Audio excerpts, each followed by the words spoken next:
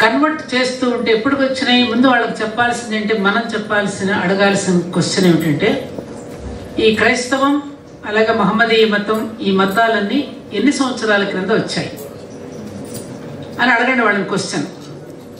వాళ్ళు ఏం ఆన్సర్ చెప్తారు, 2000 సంవత్సరాలు, 1700 సంవత్సరాలు. అంతకుముందు ఏముంది, సనాతన ధర్మం, దాన్నే మనం హిందూ అంటున్నాం, అవునా? వాళ్ళ దానిలో ఏముంది గొప్పతనం, మన దానిలో లేనిది ఏమిటో అడగండి. ముఖ్యంగా ఇది ప్రబలడానికి కారణం కూడా ఒక రకంగా మనమే. ఎలా అంటే, ఇందాక మనం చెప్పుకున్నట్టుగా చిన్నప్పటి నుంచి వాళ్ళు పిల్లలతో చర్చికి తీసుకెళ్తారు, బైబిల్ చదివిస్తారు, అలాగే ఖురాన్ చదివిస్తారు, తప్పకుండా శుక్రవారం నాడు మసీదుకు తీసుకెళ్తారు. చిన్నప్పటి నుంచి వాళ్ళు సంప్రదాయాన్ని ఏమాత్రం వదులుకోకుండా వాళ్ళు కొనసాగిస్తున్నారు. మనం మన పిల్లలకి రామాయణ భారత కథలు ఎంతవరకు హిందువులు భగవద్గీత శ్లోకాలు కానీ మనం నేర్పిస్తున్నామా? వాళ్ళు అడిగినటువంటి రాముడు అలా చేశాడంటే కదా, ఇది తప్పు కదా, భార్యను వదిలిపెట్టడం లాంటి క్వశ్చన్స్ వాళ్ళు వేస్తూ ఉంటే దానికి ధీటుగా మన వాళ్ళు సమాధానం చెప్పలేని స్థితిలో ఎందుకున్నారు? వాటిని గురించి వాళ్ళు తెలుసుకోకపోవడం వల్ల. అవునా? వాళ్ళ దగ్గర నిజమే కాబోలు, కృష్ణుడు 16,000 మంది భార్యల, కృష్ణుడు అస్కలిత బ్రహ్మచారి, ఆయన స్త్రీలోరుడని సినిమాల్లో కూడా చూపిస్తున్నారు. అది తప్పు అని ఖండించే వాళ్ళు లేడు మన దగ్గర. అందుకని మన వాళ్ళు చదువు రాని వాళ్ళ దగ్గరికి వెళ్ళి వాళ్ళ నెమ్మదిగా వాళ్ళ విచారంలో ఉన్నప్పుడు, వాళ్ళ సైకలాజికల్గా వాళ్ళు ఏదో బాధపడుతున్నప్పుడు నెమ్మదిగా వాళ్ళ బైబిల్ తీసుకునో లేకపోతే ఖురాన్ తీసుకునో వెళ్ళి, మీ మతం కంటే మా మతం గొప్పదండి, మీకు ఇంతమంది దేవుళ్ళు, ఇన్ని పండుగలు, ఇవన్నీ ఎందుకు, మా దగ్గరికి వస్తే ఒకటే పుస్తకం ఉంటుంది, ఒకటే పండుగ ఉంటుంది, డబ్బులు ఇవ్వాల్సిన పనులే అని ఇలా చెప్తున్నారు. కానీ మన దీనిలో ఉన్నటువంటి వైశిష్టాన్ని గురించి, విశిష్టతను గురించి మనం ఎంతవరకు అధ్యయనం చేసి గట్టిగా మాట్లాడగలుగుతున్నాం? ఒక రకంగా దీనికి మనమే దోషులం కూడా. వాళ్ళు అడుగుతున్నారు. ఒక అతను అడిగాడు ఈ మధ్యన వాట్సాప్లో, మేము మా పిల్లలకి చిన్నప్పటి నుంచి ఖురాన్ నేర్పిస్తాం, మేము చక్కగా మసీదుకి తీసుకెళ్తాం, తప్పకుండా 3 పూట సంధ్యావందనం మీరు ఎట్ట చేస్తారు, మేము సంధ్యావందనం లాగా 3 పూట్ల మేము ప్రార్థనలు చేస్తాం, మరి మీరెందుకు మీ బొట్టు వదిలిపెట్టేస్తున్నారు, మీ గాజులు వదిలిపెట్టేస్తున్నారు, మీ మాంగళ్యం తీసేస్తున్నారు, మీ వస్త్రధారణ మారిపోతుంది? మా వస్త్రధారణ మార్చుకోలేదు, మా లైఫ్ స్టైల్ మేము మార్చుకోలేదు, మా సంప్రదాయాన్ని మేము వదులుకోలేదు, మీరు వదులుకుంటూ మా మీద పడి ఎందుకు ఏడుస్తున్నారని అడుగుతున్నాడు వాడు. తప్పెక్కడ జరుగుతోంది? అలా మొత్తం ప్రపంచం అంతా ఉన్నటువంటి సనాతన ధర్మం ఏదైతే ఉందో ఒకప్పుడు, ఏది 2000 సంవత్సరాల క్రితం మొత్తం ప్రపంచం మొత్తం అదొక్కటే ఉంది, సనాతన ధర్మం, ఎటర్నల్ ధర్మ. మరి ఈ మతాలన్నీ వచ్చాయి, ఇంకా శంకరాచార్యులు వచ్చారు, ఇంకా చాలా మతాలను ఖండించేశాడు ఆయన. ఖండించకపోతే ఇంకా పచ్చడుండే.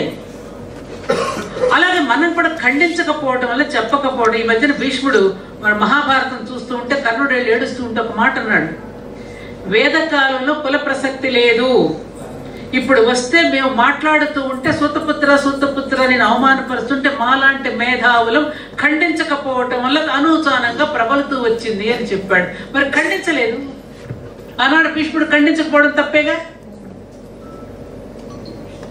అలాగే మన దీనిలో ఉన్నటువంటి దాన్ని మన జనరేషన్కి, ఇప్పటి జనరేషన్కి, మన లేడీస్కి, ముఖ్యంగా ఆడవాళ్ళకి ఇది తెలియచేయకపోవటం వల్ల, అమ్మ చూడమ్మా ఇన్ని గుళ్ళకి వెళ్ళావు, ఈయన పూజలు చేస్తున్నావు, ఏ దేవుడు కాపాడాడు నిన్ను రా, నిన్న మందిని కాపాడితే ఒక్కడు రాడమ్మా, మా దేవుడైతే ఒక్కడే పిలవగానే వచ్చే నిజమేనేమో ఇదని చెప్పి తీసేస్తున్నారు.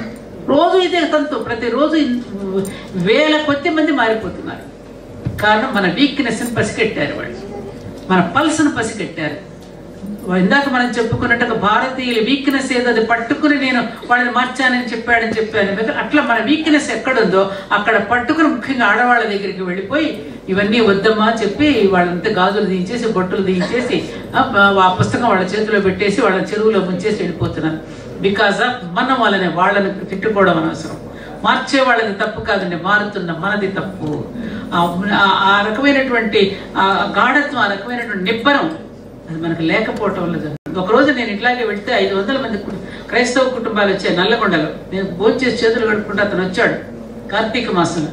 అమ్మ సత్యవాణి గారు, మాకు రామాయణ భారత భాగవతాలు మా చేత క్షుణ్ణంగా అధ్యయనం చేయిస్తారు క్రైస్తవ మతంలో. ఎందుకు బాబు అంటే, దీనికి వ్యతిరేకంగా నెగటివ్గా మేము చెప్పడానికి మాకు కథలు మాకు చెప్తారు. అందులో ఉన్న ప్రతి పాయింట్ని, దాని కూడా అర్థం మీరు ఉన్నాయి, కరెక్టే మీరు చెప్పేయండి, కానీ దాన్ని నెగిటివ్గా ఎట్టా చెప్పగలిగి ప్రజల్లోకి తీసుకువెళ్ళాలి అనే దాని మీద మాతో అధ్యయనం చేయిస్తున్నారు. మరి మాక్స్ ముల్లర్ కూడా అలాగే చేశాడుగా. ఎట్లాగైనా ఈ వేదాలను ఇట్లా చేయాలని చేసి పాలు కాలం చివరికి అతను మోక్ష యూనివర్సిటీ అని పెట్టే స్థితికి వెళ్ళాడంటే అక్కడ జరుగుతున్నది ఏమిటంటే తప్పు మనది ఖండించకపోవడం వల్ల, చెప్పేవాడు లేకపోవడం వల్ల. తప్పు వాళ్ళది కాదండి, మనదే తప్పు. ఓట్ బ్యాంకు మీకు మిగతా తెలిసిందే. ఎవరేమన్నా ప్రభుత్వాలు దాన్ని ఖండించాలంటే అమ్మ వీడు కనుక ఖండించేస్తే నాకు ఓటు వేయడేమో అని భయం, ఖండించేసేస్తే మఠాధిపతులు ఏమో నా మఠానికి రారేమో, నాకు దక్షిణాలు ఎవరైనా వాళ్ళకి భయం. ఎన్ని కారణాలు. ఎవరికి వాడే సొంత దుకాణాలు పెట్టేసుకున్నారు మన వాళ్ళల్లో కూడా. ఎక్కడొస్తున్నారండి? ప్రజల్లోకి ఎంతమంది వెళ్తున్నారండి మన వాళ్ళు? పల్లెటూరుకి ఎంతమంది వెళ్తున్నారండి? వచ్చే స్వామీజీలందరూ పెద్ద పెద్ద ధనవంతులు ఇళ్ళకి తప్ప ఎవరండి ప్రజల లోపలికి వెళ్ళి గ్రామాల్లోకి వెళ్ళి ఎవరండి చేస్తున్నారు? తప్పులు మనలోనే ఉన్నాయి. మన తప్పులు మనం సరిదిద్దుకున్నప్పుడే మీరు అనుకున్న సమస్యకు పరిష్కారం దొరుకుతుంది. ఇంకెవరు నాన్న? ఇంకెవరు అడుగుతున్నారు? ఇప్పుడు మీకు తెలిసింది కదా బాబు బ్రదర్. ఇంకెవరు? ఓకేనా? అందరికి సమాధానం దొరికిపోయింది అన్నిట్లోనూ? ఓకేనా? కాబట్టి దీనికి ఇదే మనం అందుకని మన పిల్లలకి చిన్నప్పటి నుంచి ఇప్పుడు చాలా వరకు మీడియాలో, సోషల్ మీడియాలో మన భారతీయుల ఔన్నత్యం గురించి, మన ఋషుల గురించి కొంత చేస్తున్నారు కృషి. ఎప్పుడు ఇలా ఉండదండి. ఎప్పటికైనా ఈ చిన్న చిన్న నదులన్నీ సముద్రంలో కలిసినట్టుగానే ఈ మతాలన్నీ సనాతన ధర్మం అనే సముద్రంలో కలిసిపోయేవే. అది ఒకవైపు నుంచి వస్తుంది ఆల్రెడీ. నేను వెళ్ళాను లండన్, అక్కడ చర్చిలని వేలం వేసేస్తున్నారు నిర్వహించలేక. మన ప్రవాస భారతీయులు ఆ చర్చిలని వేలంలో కొని బ్రహ్మాండమైన ఆలయాలు కడుతున్నారు అక్కడ. నిరాశ పడకండి, ఆ టైం వస్తోంది తెలుస్తోంది. వాళ్లే చెప్పేస్తున్నారు, వాళ్ళని ఆపేస్తున్నారు, నోళ్లు కట్టేస్తున్నారు కొంతమంది. వాళ్లే బయటకు వచ్చి క్రైస్తవంలో ఏమీ లేదు, బూడిద ఇందులో ఏమీ లేదని, ఈ మతంలో ఏమీ లేదనేటటువంటిది వాళ్లే గ్రహించి దీనిలోకి వస్తారు. వాళ్ళ దుబాయ్లో పెద్ద పెద్ద ఆలయాలు కడుతున్నారు. ఏ దేశంలోకి వెళ్ళినా మన స్పిరిచువల్ లీడర్స్ వెళ్ళి స్వామి చిన్మయానంద దగ్గర నుంచి అందరూ వెళ్ళి ఆ దేశాల్లో ప్రచారం చేసి చాలా మందికి వీరున్నారు చూడండి ఇస్కాన్, వాళ్ళు ఎవరైనా కన్వర్ట్ చేశారు. They are convinced, not converted. Convince అయ్యారు మన దీని మీద. మనం ఎవరిని కన్వర్ట్ చేయము ఎప్పుడు కూడా. మనకు ఆ ఉద్దేశం లేదు.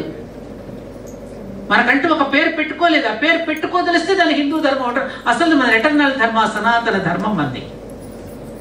అందుకని ఒక వైపు నుంచి అటు దేశాలు అటు నుంచి నరుక్కురండి అంటారు చూడండి. మనకి ఒక సామెత ఉంది, అటు నుంచి నరుక్కుంటూ వస్తుంది వాళ్ళ, ఆ దేశాల నుంచి వస్తుంది ఇప్పుడు మన మీదకి. అందుకనే నేను ఇందాక మనం మారుదాం, యుగం మారుతుంది.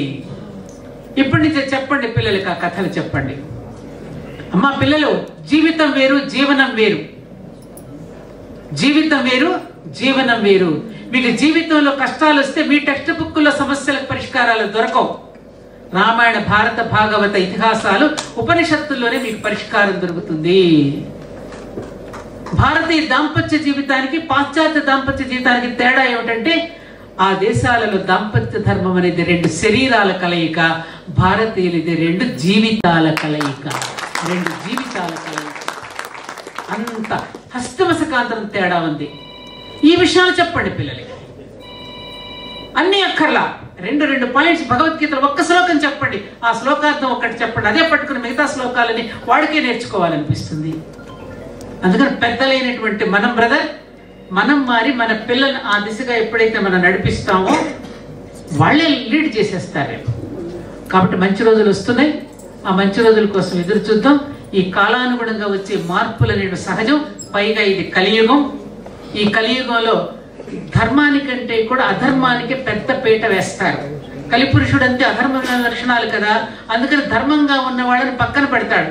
ఎందుకంటే ఇప్పుడు అసత్యమేమో సత్యం చొక్కా కడుక్కుంది, సత్యమేమో అసత్యం చొక్కా కడుక్కుని, అందుకని వాడిని గుర్తుపట్టట్లా. అక్కడ తేడా వస్తుంది. అందుకని మనం చెదిరిపోకూడదు, బెదిరిపోకూడదు. నేనుగానే ఉంటా, నేను ఇలాగే ఉంటా ఏమైనా అనేటటువంటి ఆత్మస్థైర్యం ఎప్పుడైతే మనకు ఉంటుందో, ఎవరేమనుకుంటే పోనీ నేను తప్పు చేయలేదని నిర్భరంగా మనం ఎప్పుడైతే ఉంటామో అప్పుడు ఎవడో మనం ఏం చేయలేడు. అందుకని మనం ఈ విధంగా ముందుకు వెళ్ళాం. ఓకేనండి, థ్యాంక్ యూ.